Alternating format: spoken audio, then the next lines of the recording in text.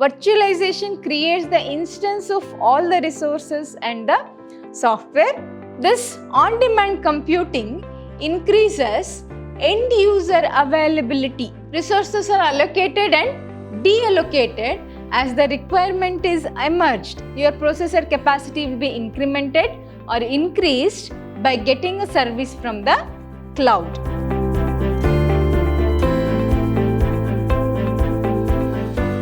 Hello students, I am Dr.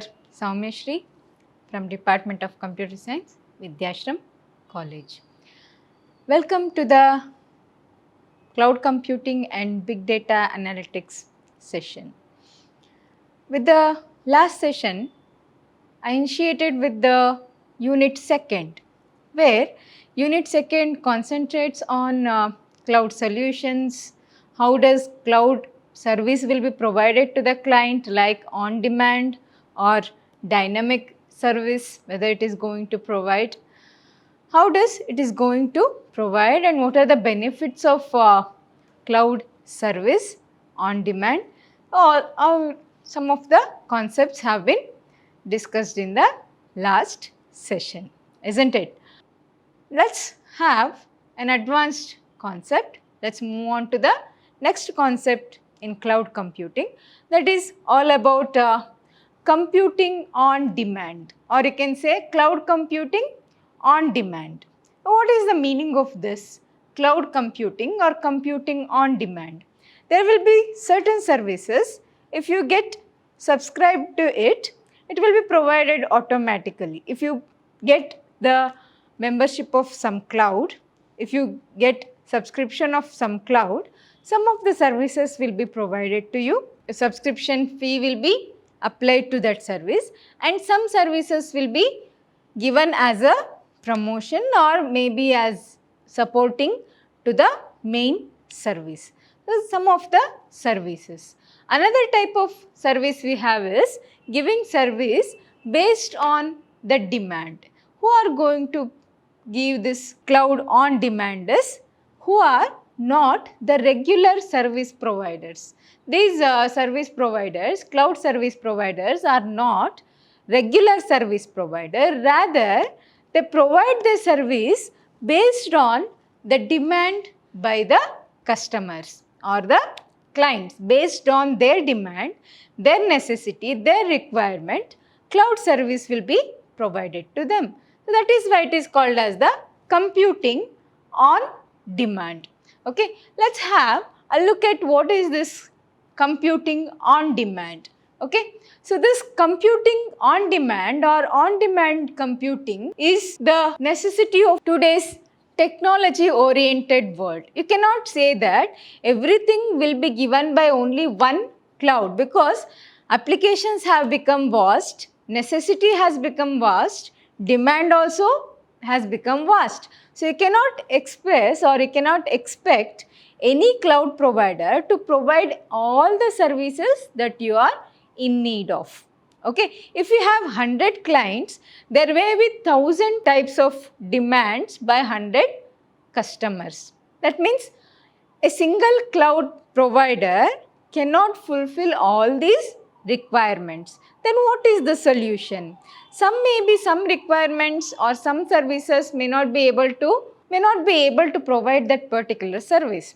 So what the customer has to do is, he has to search for an on-demand service given by a freelancer on any person or any cloud which gives the solution to your problem based on your demand, on demand, which is called as the on-demand computing. Okay, what is this on-demand computing is?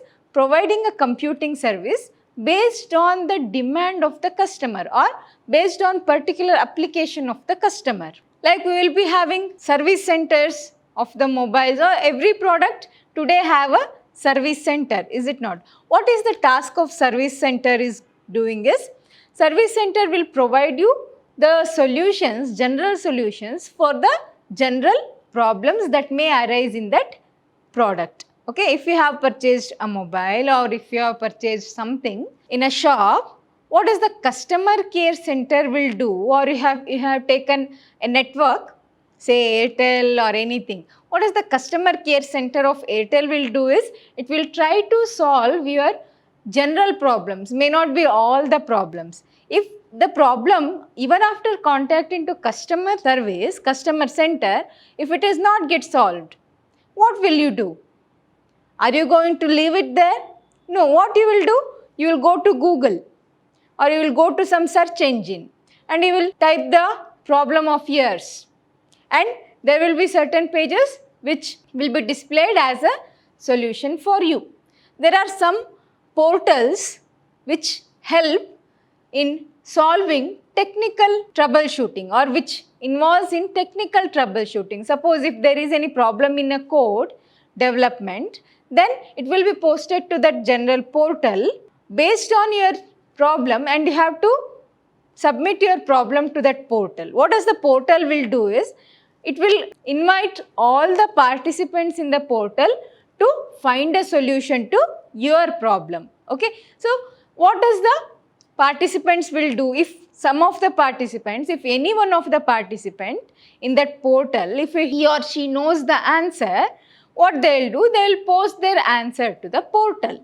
So this is where the on-demand computing or on-demand servicing comes to a role. Okay, this is not generally provided, it is provided on demand of the customer. It is called as the on-demand computing or computing on demand. Okay, what concept will help the implementation of computing on demand is the virtualization, because virtualization creates the instance of all the resources and the software that are being provided by a cloud service provider, is it not? So we have virtualization which helps in implementing the concept of on-demand computing. This is easier. Computing on demand, a little bit complex. We can shift like that, on-demand computing. Okay. What is the role of cloud in this on-demand computing is, it will allow the customers to use the resources without buying them. No need of subscribing or no need of anything. Cloud helps the customer to get a service or to use the resources without buying them. So there will be some resources which will be kept as it is, which was not used by anyone. It is idle. So what the cloud provider will do is, he'll give you the service or he'll lend you the resources without having any subscription fee, or you need not to buy it. You can use it as your necessity is there, on demand necessity. Okay, so what is the advantage of using this on demand computing is, this enables the enterprise to transfer the workload in the organization. If workload is more in an organization, what you can do is, you can hire the resources or you can get the resources from a cloud based on the demand of the application or the project, and you can transfer the workload to outside. You can transfer the workload to the service provider or to the cloud. Because why they are transferring is, their resource cannot support the current workload. Workload has been more, projects have been increased, and a particular project needs special resources, and those resources are not available in our local organization, local institution. What I will do is, instead of purchasing the new resources for local, what I will do is, I will get the service of the cloud for only that product or for only that project, not for the entire organization, only for that project, until they can use those resources from the cloud until that particular project completes, maybe in 2 months or 3 months, how much duration it needs. In that duration, they can use the resources, all right. It is kept idle by the cloud, and if it is demanding resource, you cannot get it without buying it or subscribing it. Only the resources which are kept idle in the cloud will be provided to the customers based on their demand. Okay. What are the advantages of having on-demand computing is cost with utilization. There will be less cost. Sometimes you will get it on free, or sometimes they will charge a minimum subscription fee for such resources. Okay. You can have cost bearable resource, that means affordable cost with more utilization. Resource was kept idle for so many days. If somebody asks that, I'll use them, if you don't need that, I'll use them, then it will be a good thing, is it not? What we'll do in OLX is, some resources are there, some items are there which I have not used for long time. It has been kept idle for long time. Somebody comes to my home and says, oh, you are not using it, then can I borrow it? Can I have that thing? Can I have that product? I am in need of that. Then what I'll do? Sometimes I'll let it go freely. I don't charge anything. I won't get anything from them. Sometimes I'll get, if it is valuable, I'll get some nominal amount for that product which is not usable for me. I'm keeping it idle. I can lend it to somebody else. Okay. In the same way, on-demand computing will have less cost, affordable cost, along with utilization of the idle resources. Next is, this on-demand computing increases end user availability. End user availability with the cloud. Okay. End user will get all the resources very quickly. That means he need not to wait too much time to get the resource, because resources are already idle. So you can get it instantly based on your demand. Okay. Next advantage is, you can balance the workload dynamically across multiple servers. You can access multiple servers, you can get the idle resources, and you can balance the workload by distributing between the local server and the cloud server. Okay, cloud database and the local database. You can balance the workload between local as well as the cloud. Okay. Next advantage is, this is best for short-term resource requirement. If I have got a special project, I have got a project which needs specified resources, and that specified resource is needed only for that project. I don't need it anymore. I was not in need of that resource before this project. I don't want that resource even after that project. I want that resource, say it is a special type of printer or scanner or any workstation computer or supercomputer. I need a special component only for a certain time duration. Say if that project lasts for 6 months, I need that particular resource only for that 6 months. For only 6 months, I cannot spend lakhs of rupees for purchasing that resource. Then what I will do is, I will go for the on-demand computing. Alright. Along with, it reduces the physical footprint. That means physically employing the resource in our organization. One thing is, cost will increase and it will become a waste after I complete that project. So it will again be a problem to get over that waste. Okay, e-waste management. How do you manage that waste? How do you get rid of that waste without harming the environment? Again, that will be a problem. To solve this problem, what the solution is? Getting the resources for a certain period for service, so that once the project gets completed, you can hand over the resource back to the cloud provider. This is what the on-demand computing is going to do. Next is, it increase the system utilization. As I said, It increases the utilization of the resources which have been kept idle for longer duration. Okay. Next, it helps in developing a simple chargeback model. You can get a simple backup or simple back support from the obtained resources that reflects the usage. Okay, it gives you the what is the use of how much you have used the resource. What is the amount of usage you have done on a particular resource, that will be given.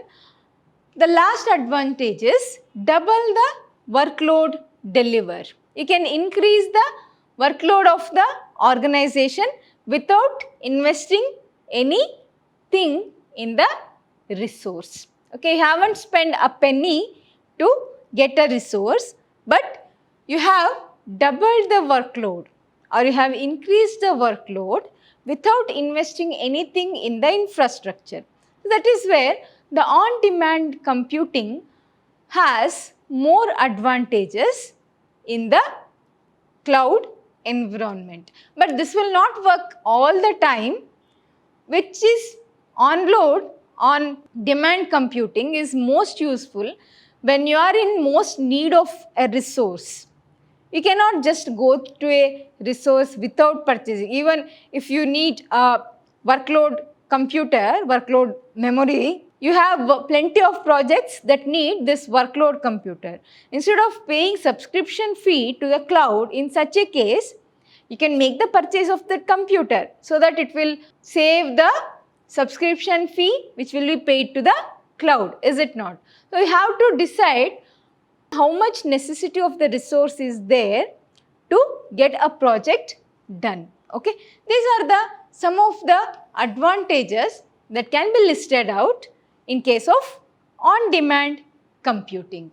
Okay, along with that, we have a term known as pre-provisioning. What is this pre-provisioning is all about? This on-demand computing requires a concept known as pre-provisioning. What is this pre-provisioning is? Provisioning is providing, is it not? Pre-provisioning is prior provisioning. Okay, what is this prior provisioning? Providing all the necessity components available with our cloud before anyone asks it.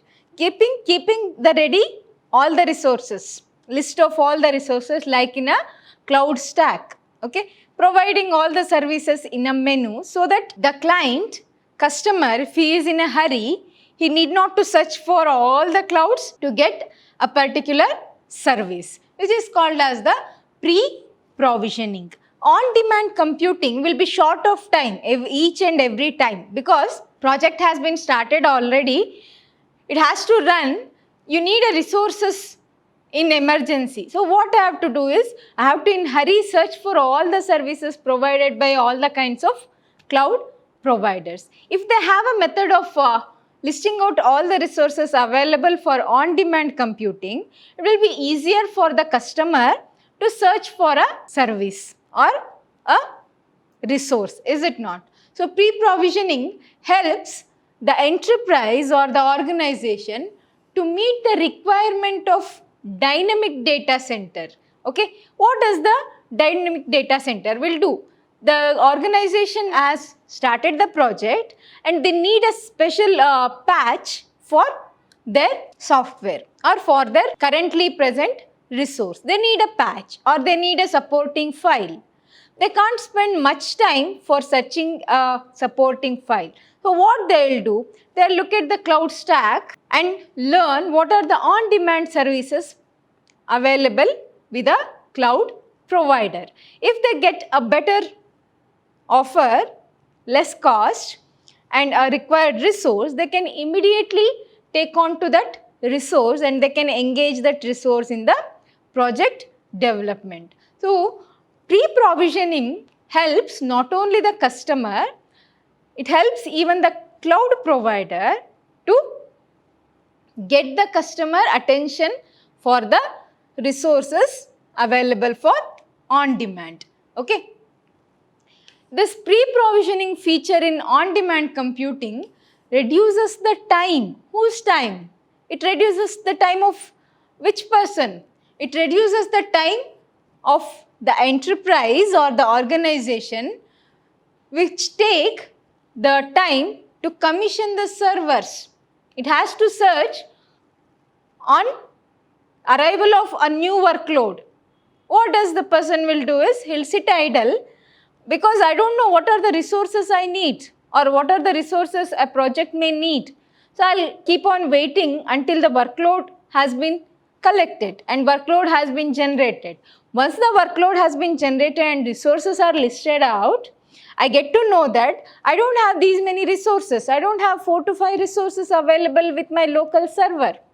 Then what I will do is, I will search with the cloud stack. I'll search with the cloud providers. Who are all the cloud providers? They can provide, who can provide these services, these components or resources. This pre-provisioning will help the enterprise or the organization to get into that particular resource within less time. Okay. So pre-provision will help the customer as well as the cloud provider to communicate with each other, because cloud has to lend the resources and customer has to get on the resource for the workload. Okay, both will be in benefit, both will be in a win-win situation. So the pre-provisioning will help both the cloud provider as well as the customer of the cloud. Okay, here we have the cloud forms or cloud stack. Cloud forms will get you how much resources have been used. What is the meter? So this is calculating the meter, how much your resource has been used. Okay, along with that we have automated configuration of the nodes. There will be brokers. Okay, so they will provide on-demand computing, will provide the services and get you the meter, how much you have used the resource. Okay.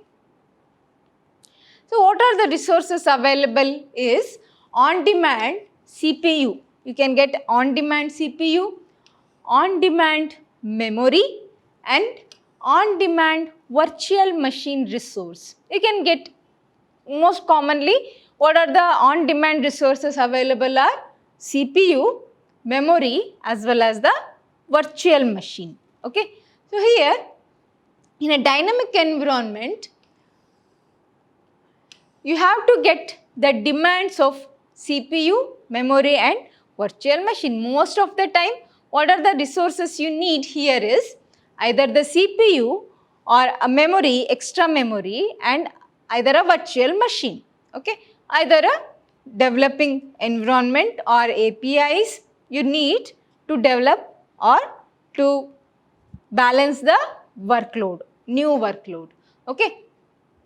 So this on-demand resourcing is based on the common pool concept. What does the common pool concept will do is, it will commonly list out the resources available with various cloud vendors or cloud providers. Okay.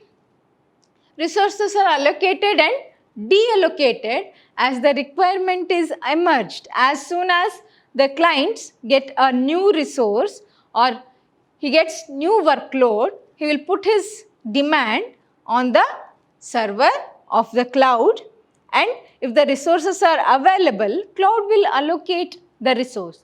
Once the usage of the resource is over, what the cloud has to do is, it has to deallocate the resource from the customer. Again, that will be done on demand, whether I need it or not. If I need, I'll get the resource. Once my need or requirement is over, I can give back the resource to the cloud. Am I going to do those things? No. Allocating and deallocating is the responsibility of the cloud provider. Okay. He will allocate the resource as well as he will deallocate the resource. Okay. These are the meters which specify what is the percentage of usage you have done on a particular resource you have got from the cloud provider. Like this stands for CPU use, this is memory use, how much memory you have used, and the virtual space you have used in the cloud. Okay, this gives you the virtual machine resources. Okay. Next comes is the dynamic capacity of the cloud. Okay, dynamic capacity of the cloud again is based on the on-demand computing only. Okay. So this on-demand computing or computing on demand is usually used to provide additional processor. Like I said, CPU you need, extra CPU, you can get into that using the on-demand computing. Additional processor capacity on a temporary basis. It's not a permanent, it is a temporary basis. Suppose you need to perform some calculations or you need to process some data. For that you need extra processor support, some preprocessor you need. For microprocessor or preprocessor, you need to perform some minute calculations in your project. You need that resource only for short period of time.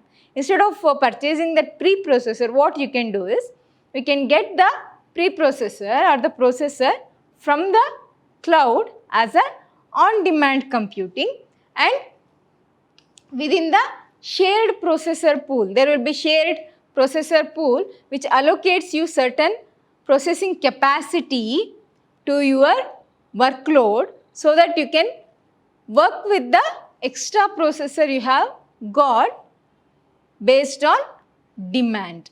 Okay. While this usage is measured in processor per minute, processor usage per minute, how much you have used in 1 minute. Okay, and is reported via a web interface. There will be web interface which calculates the time duration you have used that particular resource, because they need to charge for you, is it not? You need a fees because you are not subscribing. Subscription is where you need a regular service from the cloud.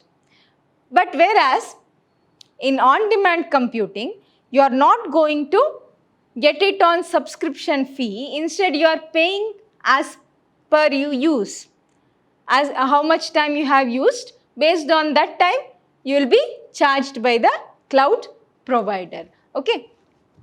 So this processor minute goes on incrementing until you are using that processor resource. Okay.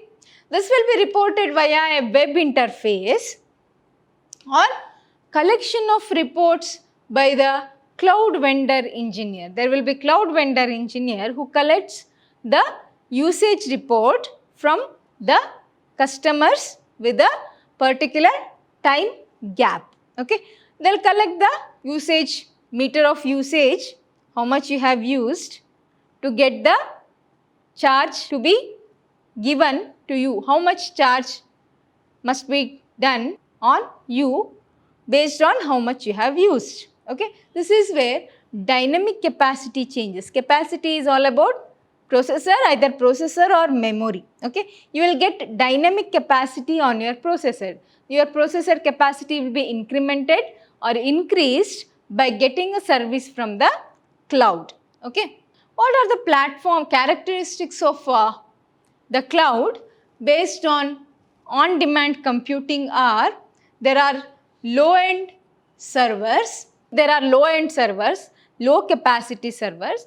In that, most of the services will be on-demand computing. Or if the organization is a startup, if it is just opening its eyes, in such a case, you can have low-end servers. If you can have low-end servers, then you can have on-demand platform based on the demand of the customer.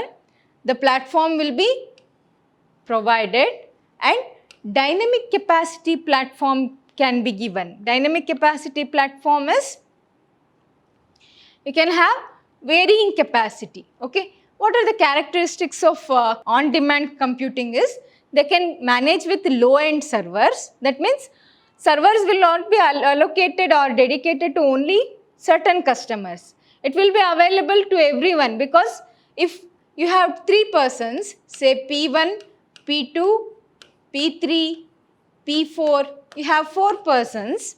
They are getting the processor on-demand processing. So P1 needs the processor for 10 seconds. He'll release the processor after 10 seconds. That processor can be allocated to P2, who holds the sum of the processing capacity until 20 seconds.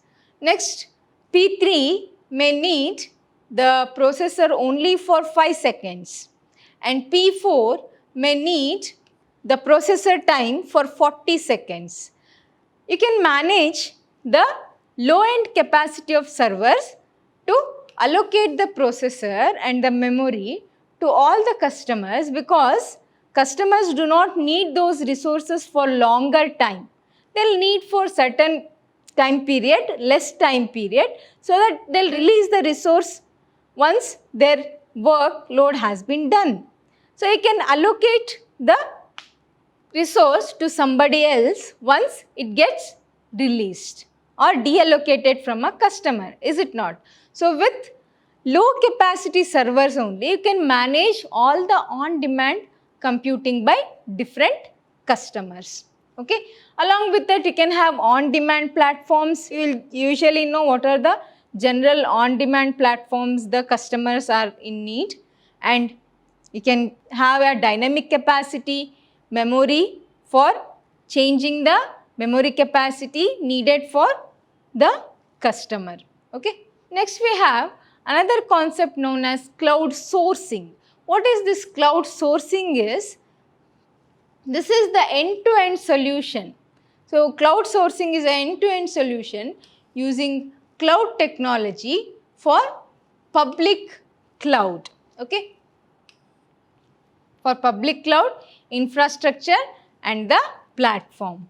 Okay, what does the cloud sourcing will do is, cloud sourcing will act as an end-to-end solution. Cloud sourcing is providing us cloud as a source to some problems or some projects or applications. Okay, so cloud sourcing can be working as an end-to-end solution for the public clouds, which uses the public clouds. This cloud sourcing uses the public cloud or infrastructure or public platform. So it uses the cloud source, like cloud sourcing technology involves service provider facility, different data centers. Almost everything will be public in cloud sourcing. General telephone system or the service desk, it will be an end-to-end solution. The customer care centers will be an example of cloud sourcing, where they'll give an end-to-end solution using the cloud technology. Everything will not be provided in their server, but with the help of the servers, cloud service or cloud sourcing, you can give a solution to the problem of an end user, not the customer, the end user of the application. Okay, like business office, they can provide all these services using the cloud sourcing. Okay, so cloud sourcing can be termed as a planned approach which comprises of the whole service cycle of outsourcing a business. You can outsource the entire business based on the cloud sourcing with cloud principles, along with the principles of the cloud computing, with the help of strategized cloud platform, which are having policies and standards. You can have a proper cloud, and you can have cloud sourcing which provides an end-to-end solution. Okay, so the necessity of on-demand computing is to fulfill the enterprise requirements and balancing the workload of any enterprise using the cloud sourcing. So these are the cloud sourcing technology. You can use a mobile office or a home office or business offices to provide an end-to-end solution using these things. So this is known as cloud sourcing. Cloud may be stored in any of the server. So you can get the server from either office or mobile office or home office. From anywhere you can get the information or get the cloud service, and this cloud service will be given as an end-to-end solution. It can be termed as the cloud sourcing. Cloud acts as a source to get you an end solution to a problem. Okay. Along with cloud sourcing, we have a term known as crowdsourcing. Crowdsourcing is getting an end-to-end solution from the cloud itself. Okay. Crowdsourcing involves not the cloud, but cloud which has the crowd. Okay. If cloud has a crowd and that crowd provides the solution to your problem or to your workload, it is called as crowdsourcing. Okay. Involves obtaining work, information or opinions from a large group of people, which is called as the crowd. When you have large group of people, is it not? If I am standing in a market, can I be called as a crowd? When it becomes a crowd will be called when you have group of people. Okay. So crowdsourcing has work done, obtaining information or getting some opinion from not a single cloud provider or single person, but by a large group of people who can submit their data or solution via the internet. Through the internet, you have so many web portals which help in solving your problems, or social media. You can post it on Twitter or Facebook or any social media available, where there will be set of people who are technically sound, who are good in solving the problems, or anybody will be there who is expert in that field, whether you are asking a problem in medicine or technical or business or any silly matter like getting a shortcut on a keyboard. If you don't know, no need to bother. There will be a crowd sitting for your help. What you will do? You will just post your problem on internet, on some portal or some outsource or some web portals. Somebody who is expert in that field will answer your problem. So which is called as the crowd sourcing. Okay. You can use either the smartphone apps. Today we have the smartphone apps also. So crowdsourcing is where large group of people are involved in solving something or getting some information or getting some work done. Okay. Who are the people who involves in crowdsourcing? Whether they have the same job, crowdsourcing or solving something, are they going to do the same job all over their life? No. Sometimes they will be worked as a paid freelancers. Freelancers are who are not bound to a particular work, but they can go with any work, who are called as the freelancers. They will be paid based on how they are providing the solution. Okay.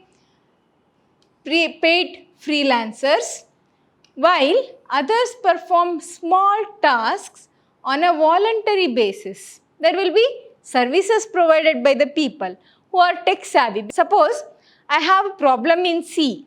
I am doing a C programming, or I am doing a Java programming, or I am doing some web application I am developing. I got stuck in a particular sentence, or I have stuck in a particular line of code.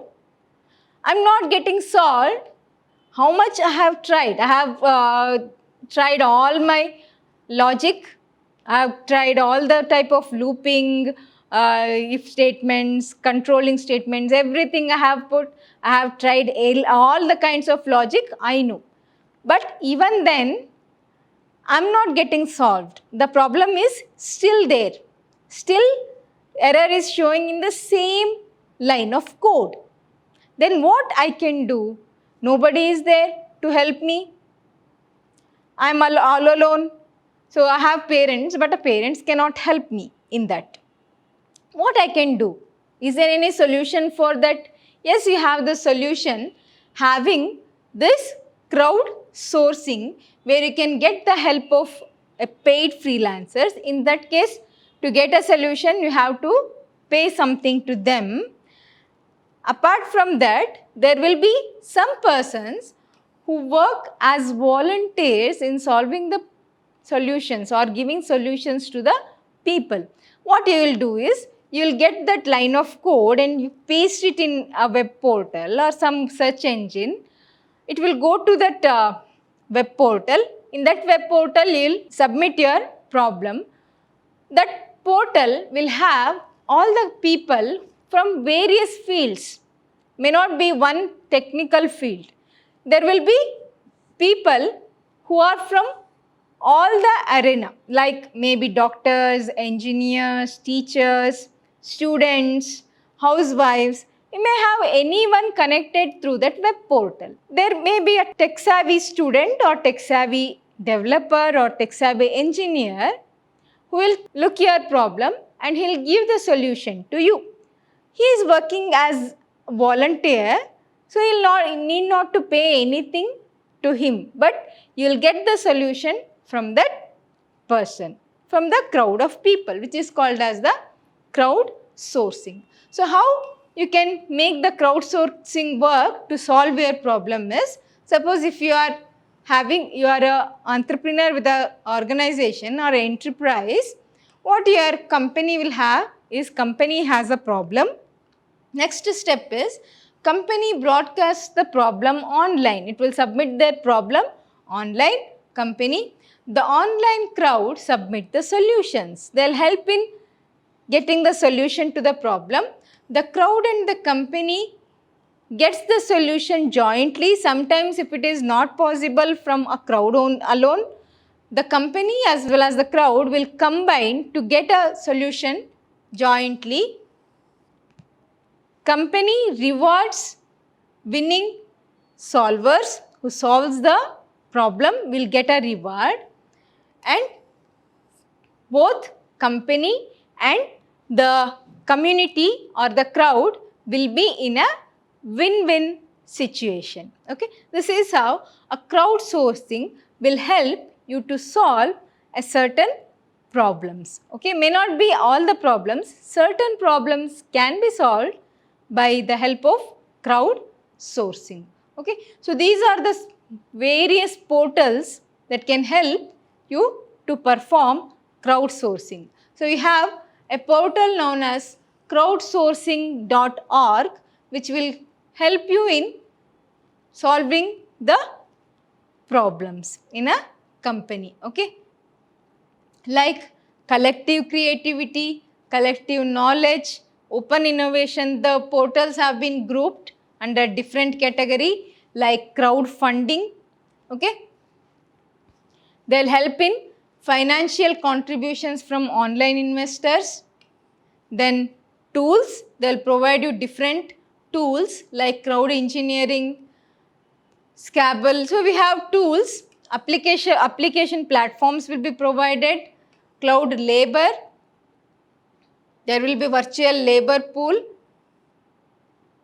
to fulfill a range of tasks. Then you have civil engagement, which will help in solving the public concern task like change makers, engage change, like public problems will be addressed by these crowdsourcing. Okay, so these are the various crowdsourcing applications which are available for helping a company or an individual. Okay, this is all about the crowdsourcing. In the next session, I am going to explain you about the offerings given by the cloud computing vendors or providers. Okay, thank you.